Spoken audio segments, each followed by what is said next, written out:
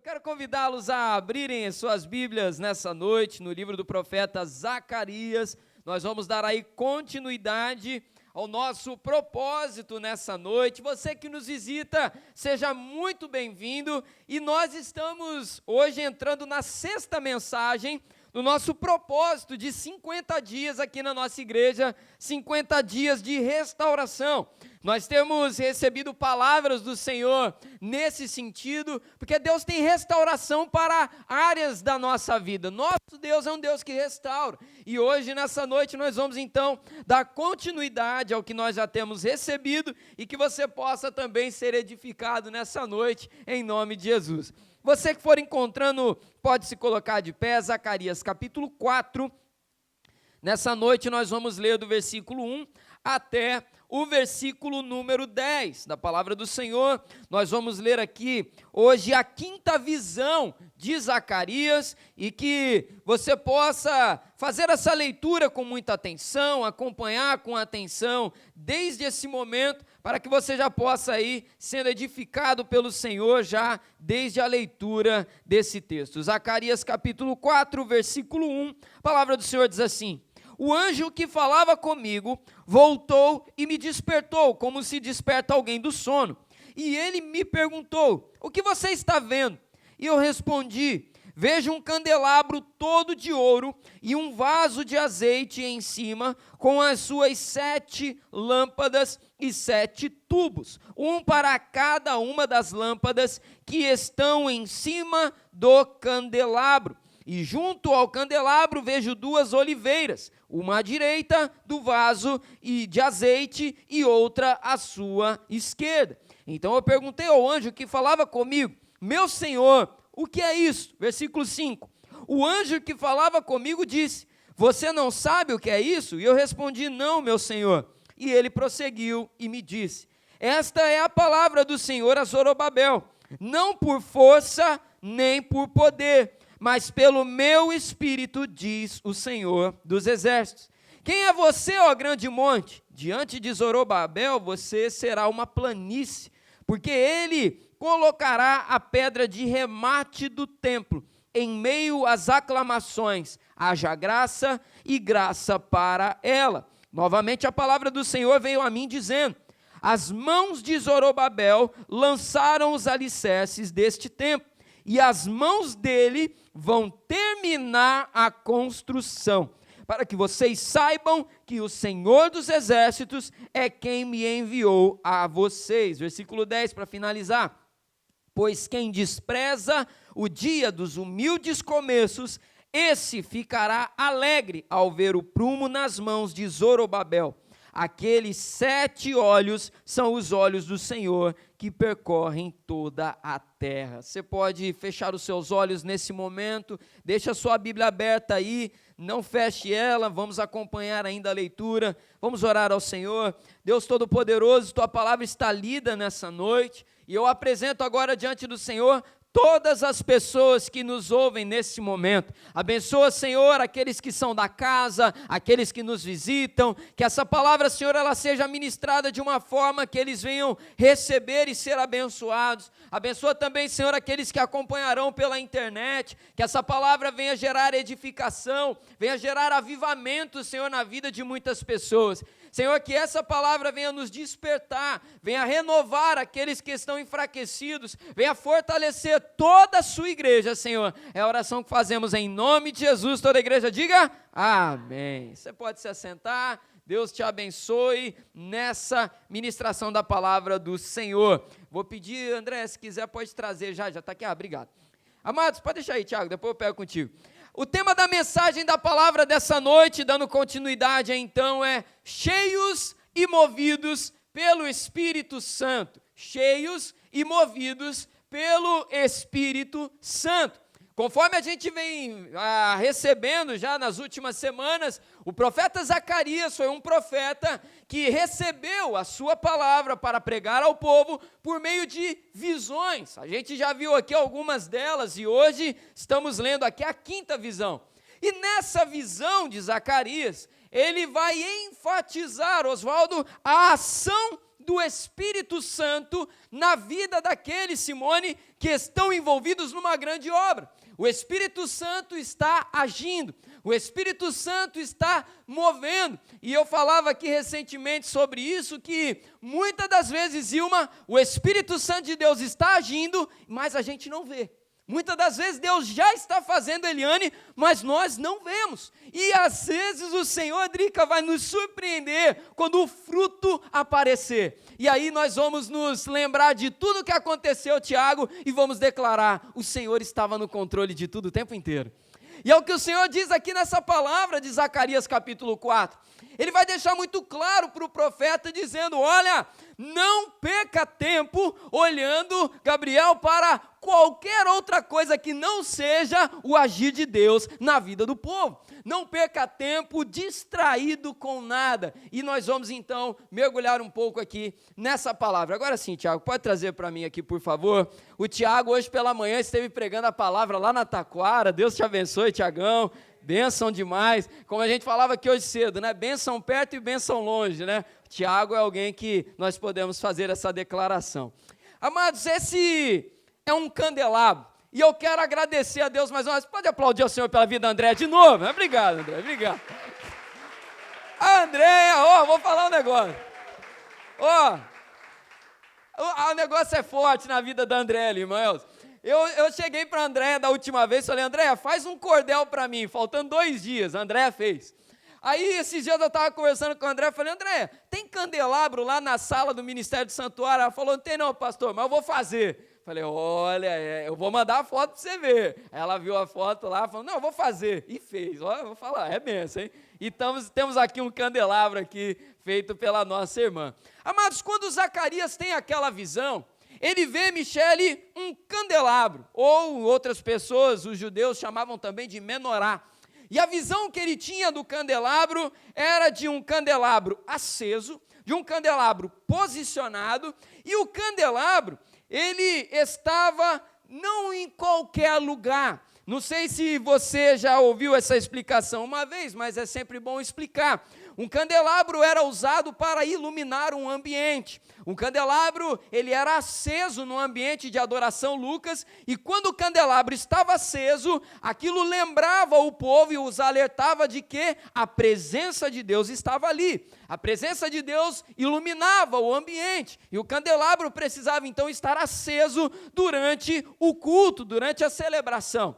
E quando Zacarias vê o candelabro, ele vê ali um candelabro posicionado entre 2 oliveiras, e tem um significado muito importante nisso, porque o candelabro ele era aceso usando azeite. Você posicionava as lâmpadas do candelabro, e com o azeite posto ali, Douglas, era aceso o candelabro, e enquanto tivesse azeite, o candelabro permanecia aceso. Só que aí o irmão Ronaldo, Deus faz umas coisas que, no detalhe, a gente vai pegando ali os significados. Do lado do candelabro tinham 2 oliveiras. Vou pegar aqui chamar 2 rapazes altos, por favor. Vem cá o Caio, onde está o Caio? Vem cá, Caio e Douglas, vem cá vocês 2 aqui. Preciso de 2 varões altos, vocês atendem aí aos requisitos. Por favor, fica um à direita e outro à esquerda aqui, por favor. Do lado do candelabro tinham 2 oliveiras. 2 árvores, imagina aqui que o Caio e o Douglas são 2 oliveiras, carregadas de azeitona, aí, ó, quem gosta, e as oliveiras estavam ligadas ao candelabro. Pode colocar a mão aqui assim, aqui no banquinho aqui, por favor. Elas estavam ligadas a uma bacia, o texto bíblico vai nos mostrar, que estava nessa direção aqui do candelabro. Melhor, junta as mãos de vocês aqui atrás, aqui, isso, coloca, isso. E eles estavam ligados a uma bacia que fazia o quê? Enchia o candelabro constantemente. A visão que o Senhor dá para Zacarias é o seguinte: Zacarias, não precisa se preocupar em preparar azeite, não precisa se preocupar em colher azeitona, apertar, preparar o azeite para colocar, não precisa se preocupar em colocar, porque as oliveiras que o Senhor está posicionando enchem a todo tempo o candelabro de azeite. Você está entendendo aí? Pode voltar para o lugar, obrigado. E ele via ali então aquelas 2 oliveiras. Naquela visão, as 2 oliveiras representavam 2 lideranças importantes naquele momento na vida do povo. Zorobabel, que era o governador, e Josué, que era o sumo sacerdote. O que Deus está falando aqui, Rafael, para Zacarias e para o povo? Através da vida daqueles que estão conduzindo vocês, não faltará unção para o povo brilhar. Aqueles que Deus tem colocado para ministrar sobre a vida daquele povo, estavam ali transbordando unção de Deus para que a obra pudesse ser concluída. E a gente vai ver daqui a pouco aqui que para nós o significado é ainda maior e ainda mais excelente. Mas eu digo aqui para vocês, para finalizar essa explicação, o seguinte: vemos nesse texto, nessa visão, uma promessa muito clara, que era para o povo e que é para nós hoje também. Não faltará unção de Deus, presença de Deus, para a luz de Cristo brilhar em nós. Você recebe essa palavra, amém? Não vai faltar o que você precisa. Não vai faltar. O que Deus está mostrando ali, Beth, é: povo do Senhor, povo que eu tenho conduzido, vocês vão brilhar para sempre. Vocês vão brilhar e vão concluir, vocês vão chegar até o final. E eu entro no primeiro ponto da mensagem para nós aqui nessa noite. Eu quero destacar aqui duas promessas. E a primeira delas, você que está anotando pode marcar aí: promessa para o caminho. Você pode repetir isso? Diga: promessa para o caminho. Primeira promessa, uma promessa para o caminho. Vem comigo, versículo 6 e versículo 7. Vem no capítulo 4, Zacarias, versículo 6 e versículo 7. A palavra do Senhor diz assim: ele prosseguiu e me disse: esta é a palavra do Senhor a Zorobabel, não por força e nem por poder, mas pelo meu espírito, diz o Senhor dos exércitos. Quem é você, ó grande monte? Diante de Zorobabel você será uma planície, porque colocará a pedra de remate do templo, em meio às aclamações, haja graça e graça para ela. O que o Senhor começa dizendo aqui nessa promessa, Marcos, é o seguinte: Deus deixa claro que o Espírito Santo de Deus vai agir, porque não é por força e nem por poder que eles vão cumprir o que eles precisam realizar. Quando a gente olha para a nossa caminhada com Deus, às vezes a gente fica preocupado sobre como que será a nossa caminhada, Viviane, até o final. Como que eu vou perseverar, Ana, ao longo dos anos que Deus tem me dado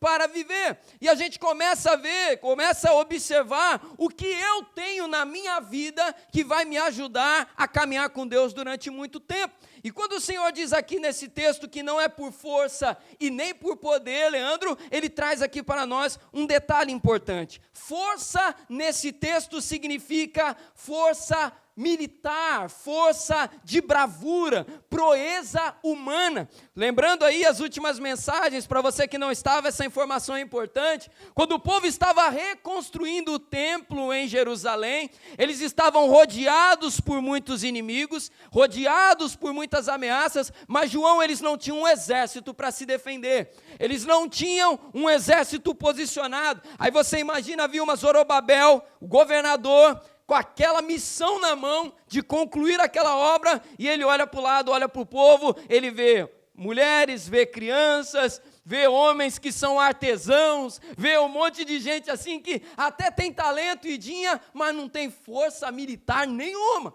E ele vai olhando aquilo, e aquilo pode levar a questionar, Samiri: Senhor, primeiro ataque acaba tudo. Só que aí o Senhor começa dizendo para eles aqui: Patrícia, não é por força que vocês vão fazer essa obra.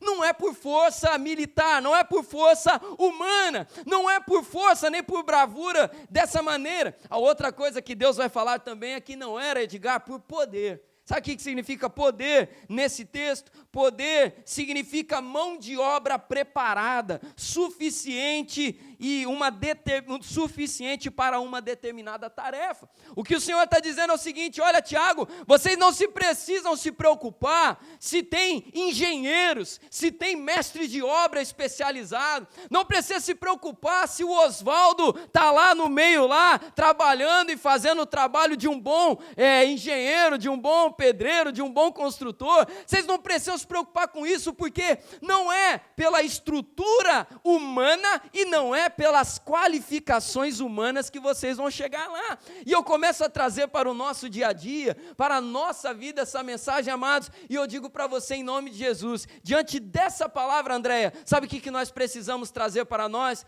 É com a humildade, com a dependência de Deus que a gente vai chegar lá. É com a humildade, a dependência de Deus que eu vou conseguir dar passos e mais passos.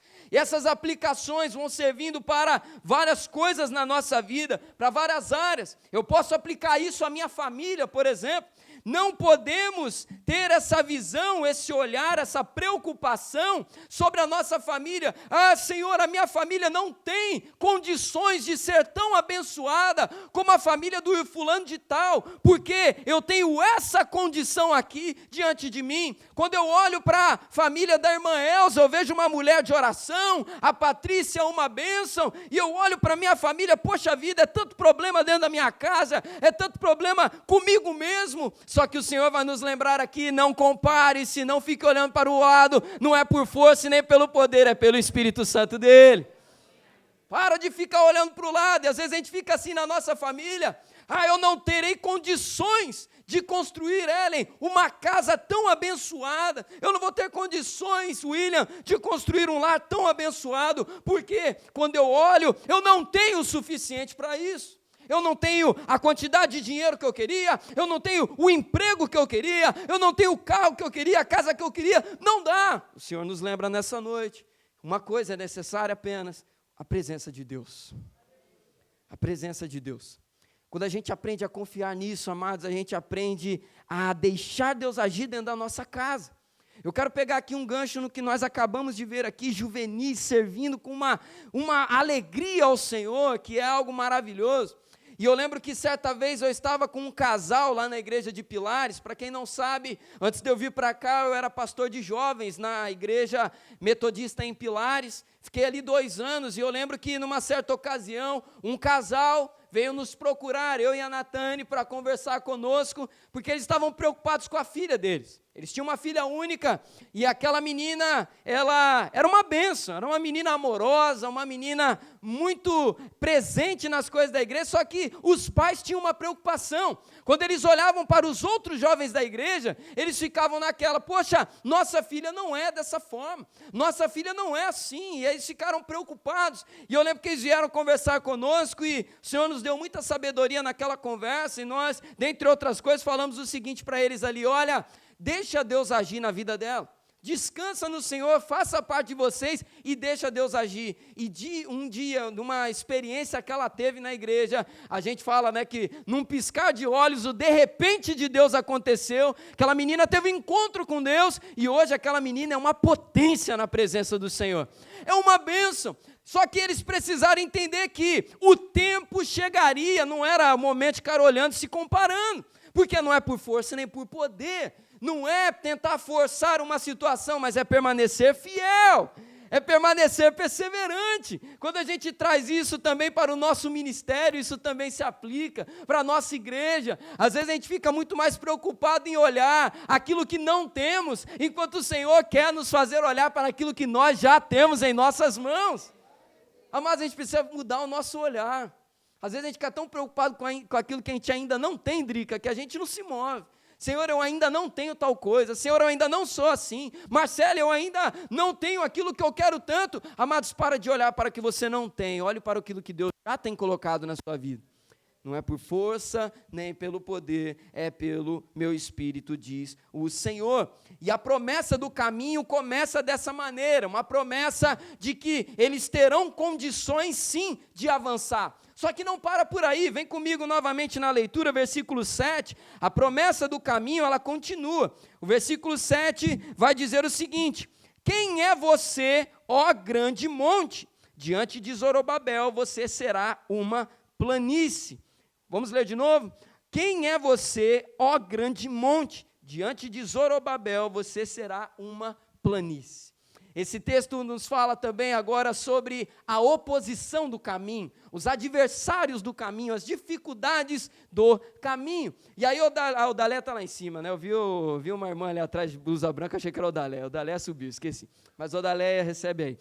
Quando o Senhor está falando aquela palavra para o seu povo, irmão Ronaldo, Ele declara também agora uma palavra sobre os adversários.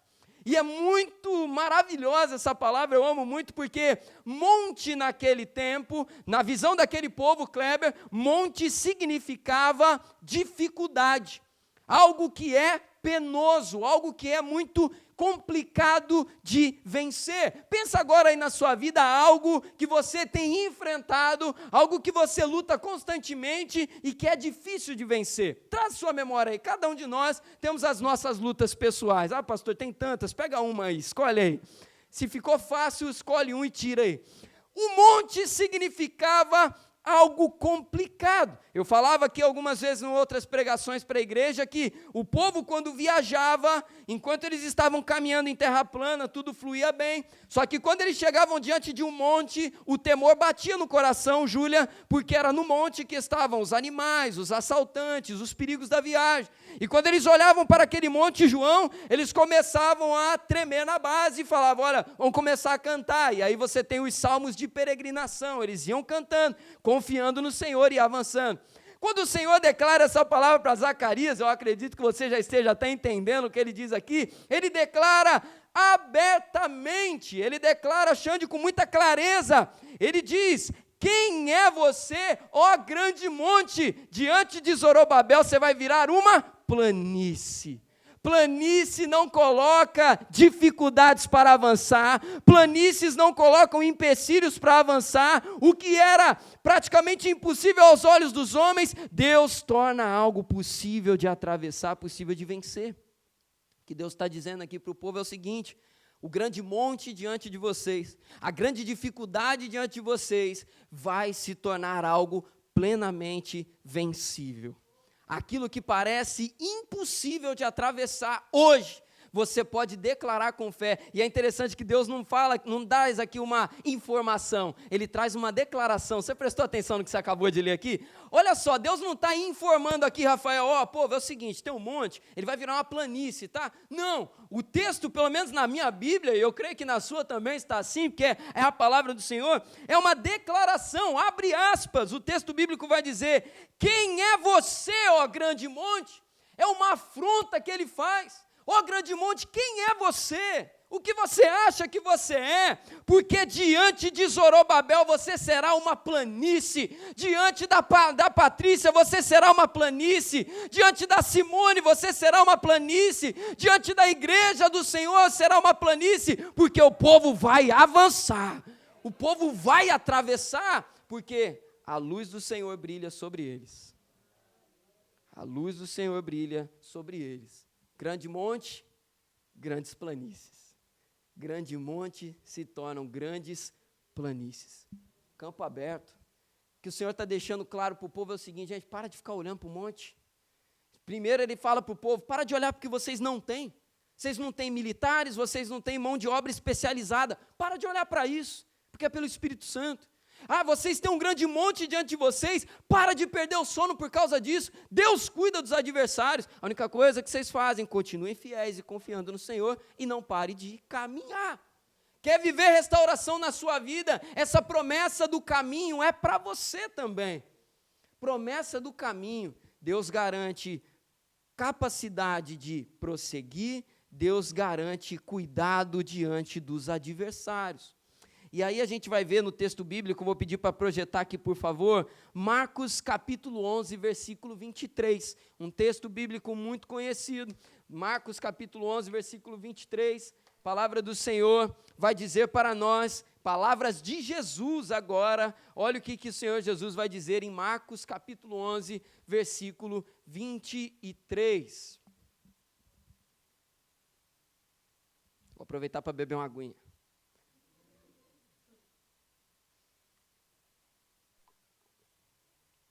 Marcos 11, 23, a palavra do Senhor diz assim, porque em verdade lhes digo que se alguém disser a este, levante-se e jogue-se no mar, e não duvidar no seu coração, mas crer que se fará o que diz, assim será com ele. Assim será com ele. Amados, de onde Jesus está tirando essa citação? Zacarias capítulo 4, versículo 7. Jesus está citando a palavra do profeta Zacarias sobre os montes. Jesus está citando aqui o Salmo 121. Olho, ergo os meus olhos. Como que ele fala, né? Está diante dos montes, agora me deu branco, misericórdia. Eleva os meus olhos para o monte, de onde me virá o socorro? Meu socorro vem do Senhor que fez? O salmista declarava aquilo. Zacarias declara aquilo e Jesus enfatiza: se vocês crerem e declararem, crendo no coração de vocês, monte, levante-se e jogue-se no mar, vocês vão ver que assim será com ele que crê, com você que crê. O Senhor Jesus está deixando isso muito claro. Ele repete as palavras do profeta Zacarias, ele usa parafraseando aqui na sua fala. A vitória sobre as adversidades é uma realidade possível. Para de olhar para os seus problemas como se fosse algo impossível e creia no Senhor. Ao invés de perder tempos e mais tempos se lamentando, deixa Deus agir, confia no Senhor que cuida do seu problema, que cuida da sua adversidade. Uma campina não pode impedir o progresso do que Deus está fazendo.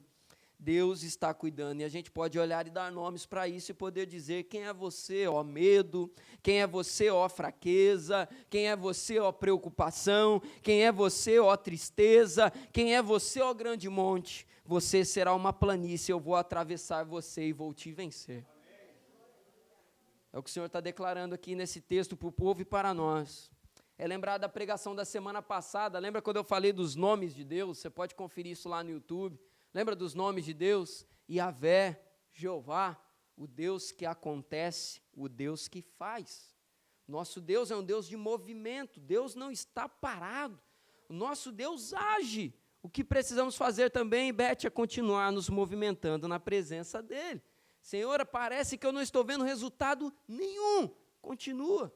Senhor, parece que nada está acontecendo. Continua. Porque a palavra do Senhor diz no texto que o Caio leu no início aqui para nós, o povo estava reunido no mesmo lugar, André, e o que o texto bíblico conclui? E de repente veio sobre eles um vento impetuoso e encheu toda a casa.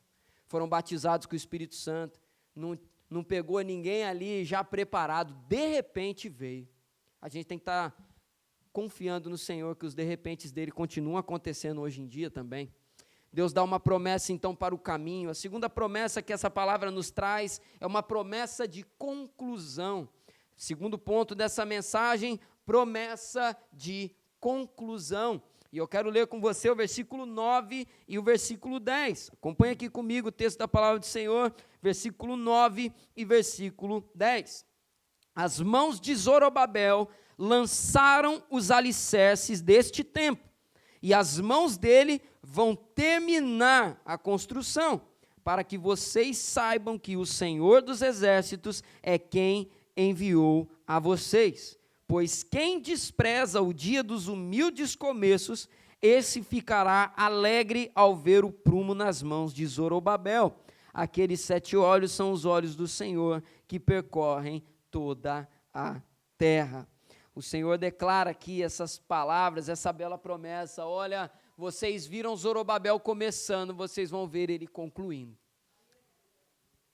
E eu vou falar uma coisa para vocês, amados, e não sei se você já parou para pensar nisso em algum momento, mas já reparou que nós somos muito entusiasmados para planejar coisas? É ou não é verdade?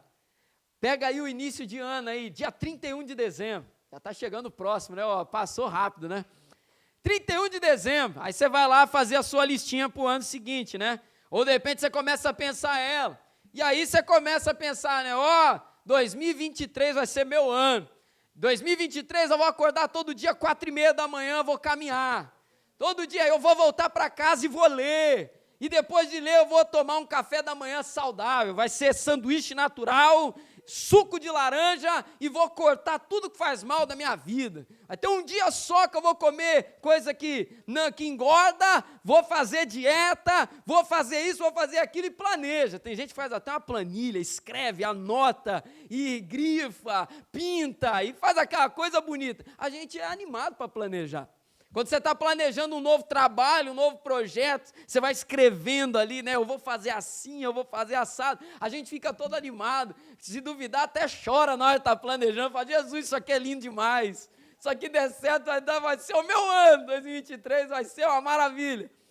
A gente é muito entusiasmado para planejar e não está errado, não. Isso é bom. Planejar é importante. Além de ser entusiasmado para planejar, a gente também é muito esperançoso no começar. Quando vai começar é aquela coisa, né? É só pegar aí, por exemplo, sei lá, uma faculdade. Pensa aí, faculdade. A Drica está quase acabando. Drica, lembra da tua turma quando começou?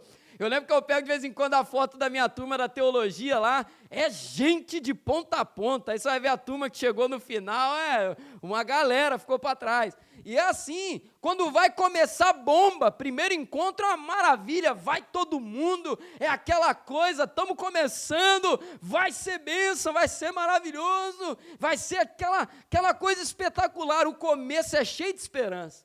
Só que a grande questão é que nós somos penosos em persistir. Persistir é o que é o negócio. Eu lembro que uma vez eu ministrei aqui para vocês sobre as obras, né, no livro de Neemias, e a gente viu ali que na reconstrução do muro, quando eles estavam na metade, o povo sentiu a pressão dos adversários. O povo sentiu a fraqueza naquele momento. Sabe por quê? Porque o meio do caminho é desafiador mesmo para nós. Metade de qualquer coisa é muito desafiador. É muito desafiador, porque a novidade já passou, aquele brilho da coisa nova já era, agora é compromisso. E essa é uma grande dificuldade, e não é só para nós, foi também para esse povo aqui que nós estamos lendo nessa noite. Agora eu vou pedir para projetar, por gentileza, alguns textos. Eu vou começar aqui com Esdras capítulo 1, versículo 5. Esdras capítulo 1, versículo 5. Olha só o que nós vamos ler aqui agora. Deus despertou o espírito daqueles homens naquele momento lá no início. Esdras capítulo 1, versículo 5. Olha o que diz aqui. Começo. Estamos aqui diante de um começo. Então se levantaram os chefes de famílias de Judá e de Benjamim, os sacerdotes e os levitas e todos aqueles cujo espírito de Deus, cujo espírito Deus despertou, para subirem e edificar a casa do Senhor em Jerusalém. Deus despertou o espírito deles. Zilma, imagina o começo daquela obra, pessoal carregando pedra nas costas, Douglas, uma alegria. Eu fico imaginando os magrinhos, igual eu naquele tempo lá, Marcos, jogando uma pedra em cada ombro e rindo à toa. Estamos começando, o começo vai que vai. É igual quando tem que ajudar a descarregar qualquer coisa, né? Você vê quem é experiente e quem não é, né? Ó, o inexperiente já vai lá, joga 2 sacos de cimento nas costas e vai, na terceira leva já acabou, né?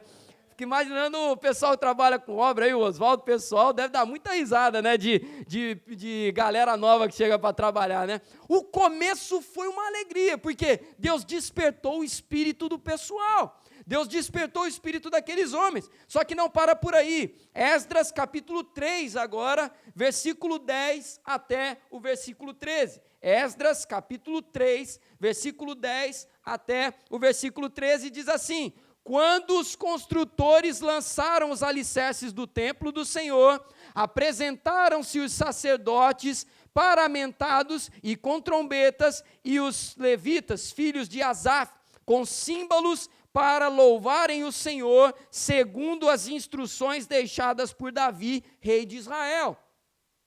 Cantavam responsivamente, louvando e dando graças ao Senhor, com estas palavras: Ele é bom, porque a sua misericórdia dura para sempre sobre Israel. E todo o povo jubilou com altas vozes, louvando o Senhor, por terem sido lançados os alicerces da casa do Senhor. Pode parar por aqui, foi o começo. Muita alegria, muita festa, só que aí eu termino com uma última leitura para a gente avançar para caminhando aí à frente nessa mensagem, Esdras capítulo 4, versículo 4 e versículo 5. Esdras 4, versículo 4 e versículo 5 nos mostra o meio do caminho. Então o povo da terra começou a desanimar, o povo de Judá, perturbando-o no trabalho da reconstrução. Contrataram conselheiros para frustrar o plano deles. Fizeram isso durante todo o reinado de Ciro, rei da Pérsia, até o reinado de Dário, rei da Pérsia. O meio do caminho veio o desânimo. Só que o Senhor dá uma palavra, uma promessa de que vocês vão cumprir o que vocês começaram. Vocês vão terminar aquilo que vocês iniciaram. E eu quero ler aqui de novo, porque essas palavras são importantes para nós, versículo 9. As mãos de você, povo de Deus, as mãos de você, meu irmão e minha irmã, lançaram os alicerces, vocês começaram a obra, vocês iniciaram, e as mãos de vocês vão terminar a construção. Vocês vão terminar, vocês vão concluir aquilo que vocês iniciaram.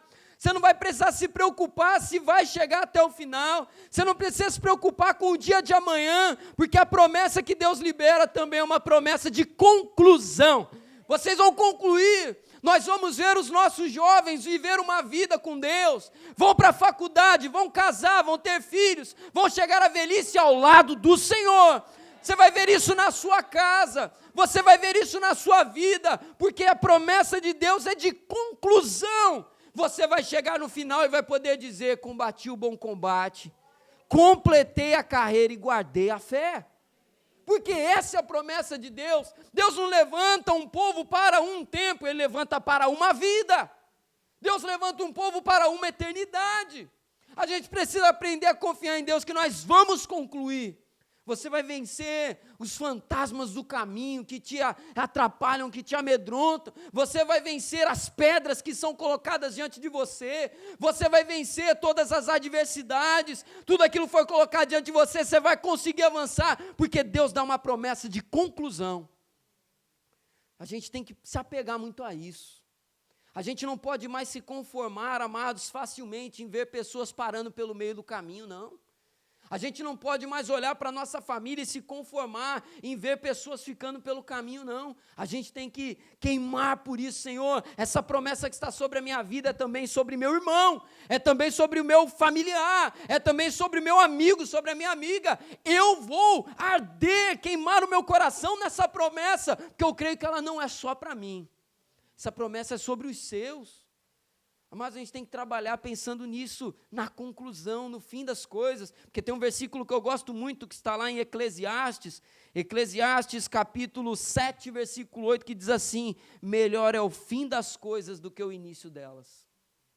Esse versículo resume muito bem essa promessa de Deus aqui. Melhor é o fim das coisas do que o começo delas. E a nossa vida a gente inverte isso, né? A gente fica todo entusiasmado para começar, só que no meio do caminho a gente não consegue perseverar. A gente tem que pegar essa palavra aqui e dizer: Senhor, é para mim. Senhor, essa palavra é para a minha igreja, essa palavra é para a minha vida, porque a restauração que Deus promete é uma restauração que permanece, conforme Isaías 54, 14. Saiba disso. Não desanime no meio do caminho. Eu quero até pegar aqui, abrir um parêntese em algo que eu nem coloquei nessa mensagem, mas eu quero frisar. Hoje, por curiosidade, eu estava vendo lá na internet qual é o índice que temos atualmente de desviados na igreja brasileira. Eu achei um número de 2010, um número que já passou um bom tempo, ainda não tem pesquisas mais novas nesse sentido. Mas, amados, nós tínhamos em 2010 cerca de 30 milhões de desviados no Brasil. Se eu perguntar aqui se você conhece alguém que se desviou no meio do caminho, todo mundo aqui vai levantar a mão. O triste é que às vezes a gente se habitua a ver isso. O triste é que às vezes a gente se entrega facilmente para isso, e pior, quando isso vem sobre a nossa vida. A inconstância. Amados, Deus não tem inconstância para ninguém aqui. Persevera. Pastor, eu não estou conseguindo orar, minha vida esse mês está uma luta tremenda, meu ano está difícil. Meu irmão, minha irmã, procura ajuda, mas não para em nome de Jesus. Se precisar, procura ajuda. Eu vou dar uma boa notícia para você. Eu conheço a nossa igreja, eu posso dizer, você está no meio de um povo amoroso. Você está no meio de um povo que você pode procurar ajuda. Você pode me procurar, você pode procurar minha esposa, pode procurar os irmãos que estão do seu lado, mas não para em nome de Jesus. Porque a promessa de Deus nesse versículo, e eu sempre enfatizo, não leia a palavra de Deus como algo distante de você. É para você. Você começou, você vai concluir. Não despreze o começo. E aí tem um dos versículos, talvez são um dos meus favoritos na Bíblia, o versículo 10. Vamos ler aqui juntos o versículo 10? Olha o que diz aqui. Pois quem despreza o dia dos humildes começos, esse ficará alegre ao ver o prumo nas mãos de Zorobabel. Sabe o que significa esse versículo aqui, Zelinha? Aqueles que viram os dias dos pequenos começos e desprezaram. Aí aqui não fala, né? Olha, você vai queimar a sua língua, né? Olha, você vai ver, né? Não é vingança não, o negócio aqui não, em nome de Jesus. Quem desprezou os pequenos começos na sua vida vai se alegrar com você em nome de Jesus. Vai se alegrar. Porque quantos aqui, né? Eu não vou perguntar não, mas quantos aqui, no dia que entregou a vida para Jesus, não ouviu, né? Ih, igreja, vai durar uma semana. Fulano de tal, agora é isso mesmo? Ó, não dou um mês. E aí já estão aí há anos. Ah, fulano de tal, rapaz, gosta de uma farra. Gosta de uma farra. Vai ver, primeiro carnaval desvia. Eu não dou um carnaval, daqui a pouco está fora. Já passou 2, 3, 4. Porque é Deus que faz. E olha, não é para jogar na cara, falar, passou mais um carnaval, toma aí, você vai queimar sua língua. Não, Ele vai se alegrar com você. A palavra do Senhor é uma promessa aqui, de trazer para se alegrar junto. Quem duvidou dos pequenos começos, isso serve para tudo. Não fica revoltado e amargurado com quem despreza os pequenos começos na sua vida. Não fica, em nome de Jesus. Pega essa palavra e fala assim, um dia essa pessoa vai se alegrar comigo. Um dia essa pessoa vai se alegrar comigo. Ela vai comer um hambúrguer comigo, celebrando comigo. Vai comer um churrasquinho comigo, celebrando comigo. Vai comer um arroz com ovo, mas vai celebrar comigo. Eu vou chegar lá. Vai celebrar junto. Porque Deus que está direcionando, é Deus que está conduzindo. Não despreze os dias dos pequenos começos. E para terminar, terceiro e último ponto, o Evangelho é poder. Você pode repetir isso comigo? O Evangelho é poder. E aí eu quero terminar essa mensagem chamando você a abrir aí a sua Bíblia em Romanos capítulo 1. Vamos lá para Romanos? Romanos capítulo 1, versículo 16. Romanos capítulo 1, versículo 16. Para a gente poder caminhar aí para o término dessa mensagem.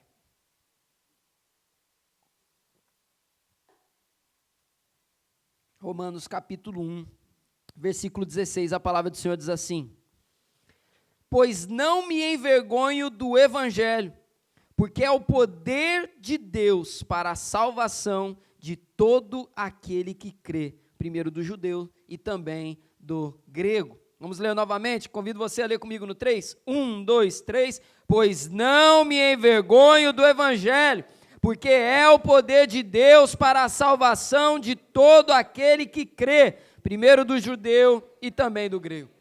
O Evangelho não é uma filosofia, o Evangelho não é uma teoria apenas, o Evangelho não é apenas um conjunto de ideias, é poder de Deus. Tem uma frase que eu gosto muito aqui de um teólogo, que ele declara o seguinte: o Evangelho não é apenas sobre o poder de Deus, o Evangelho é o poder de Deus que salva pessoas. O Evangelho é poder. E quando a gente vai experimentando isso na nossa vida, até mesmo nas pequenas coisas, a gente vai reafirmando: Senhor, é verdade. Mais do que ler sobre Deus, eu quero experimentar Deus.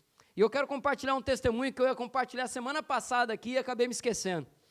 Eu compartilhei aqui algumas vezes na igreja o testemunho sobre os meus olhos, né? Falando que, para quem hoje tem bastante visitante, só para resumir, uma médica, e depois de um exame que eu fiz, ela chegou a condenar o meu olho esquerdo, dizendo que eu ia ficar cego do olho esquerdo, e para completar, ela ainda falou assim: olha, o teu direito não está muito longe disso, né? Mas ela basicamente, e não teve muito amor para falar não, né? Não teve carinho não, chegou e jogou a pedrada no peito e sei que se vira aí, né? Recebi esse diagnóstico de uma médica, e eu falava aqui para a igreja que, para a glória do Senhor, o meu olho esquerdo melhorou muito, eu enxergo bem com o meu olho esquerdo, a lente que não servia, o Senhor operou e uma lente simplesinha deu conta do que eu precisava, não era necessário, e Deus já tinha feito aquele milagre em 2019. Só que agora eu estou em processo de renovação da habilitação e eu comecei a ficar um pouco preocupado Porque eu comecei a sentir um pouco a minha lente embaçada de longe, especialmente à noite, minha vista vai ficando cansada, fundão é difícil de ver os rostinhos, né? Tem que dar umas piscadas, beber uma água, molhar para poder ver legal. E eu fui renovar minha habilitação e quando eu cheguei lá para fazer o teste de renovação, primeiro teste médico eu não consegui passar. A doutora que estava lá fazendo, ela colocou uma certa distância, eu não conseguia ver, ela falou, olha, você precisa ir no seu médico para ver o que é para ele emitir o laudo ou não, para você poder renovar sua habilitação. Eu confesso aos irmãos que eu voltei para casa orando, falei, Senhor, Tu és fiel em todo o tempo, eu creio que o que o Senhor fizer é o melhor para a minha vida e descansei. Naquele dia, já marquei a volta para o meu médico, fui lá na semana passada, lá em Pilares, fui lá, fiz o teste e, para minha surpresa, assim, a gente sempre é surpreendido por Deus, né? Eu já falei aqui, a ceratocone, ela não tem cura. A ceratocone, ou ela estabiliza, ou você faz um transplante para resolver, é o que eu tenho. Ela não retrocede e ela também muito menos cura. E quando eu fui lá, nas últimas vezes que eu tinha passado com ele, em 2019, ele falava que com as lentes de contato eu teria 70% da minha visão. E aquilo me alegrou naquela época, porque eu tinha um diagnóstico de cegueira. Então, né, 70% é melhor que zero, né, Michele? É maravilhoso. E aí eu fui lá no médico semana passada, e ele fazendo o exame, ele já começou falando, olha, sua visão está 90%. Falei, Deus está movendo aí esse negócio, hein? Voltei 3 dias depois para fazer um outro exame, eu precisei ficar sem lente 3 dias, até agradeço o irmão Ronaldo que me deu uma caroninha lá. Cheguei lá para fazer os exames e o médico fez lá, conversando comigo, muito gente boa, doutor Leonardo, e eu perguntei para ele, né, falei, doutor, teve alguma variação aí na curvatura do meu olho? Ele falou, olha, teve sim, eu vi aqui que teve uma alteração e tal, só que ele falou num tom que ele mesmo também estava achando que aumentou, que a ceratocone, ela aumenta, e quando ele foi puxar lá, eu tive uma regressão nos 2 olhos, a ceratocone recuou nos 2 olhos, e eu falei aqui para você, ceratocone não tem cura, né, humanamente, mas para o médico dos médicos tem. E aí, naquele momento, aquilo me alegrou, amados. Pastor, você ainda vai usar lente? Vou. Mas, amados, para quem entende o que é o Evangelho do Senhor, amados, 1 grauzinho em cada olho, eu dou festa. Eu dou festa. Eu celebro com o meu Deus. E essa semana agora eu vou fazer um teste para poder pegar minha lente nova. Mas o que eu quero compartilhar com você aqui sobre isso é o seguinte, amados. Melhor do que ouvir falar sobre Deus é experimentar Deus. O Evangelho é poder. O que o Senhor estava dizendo para aquele povo aqui, Gabi, era o seguinte, povo, não se preocupa com outras coisas, se preocupa em experimentar quem é Deus. Se preocupa em experimentar quem é esse Senhor. Senhor, eu quero sentir a sua presença. Eu quero ter testemunho para contar. Amados, Deus dá, Deus faz. Deus faz. O que a gente tem que fazer é confiar nele. E eu digo para você, concluindo essa mensagem, o Evangelho é poder de Deus. Mais do que palavras, que a gente venha buscar esse poder na nossa vida em nome de Jesus. Você recebe essa palavra? Se coloque de pé em nome de Jesus. Quero chamar aqui o Ministério de Louvor.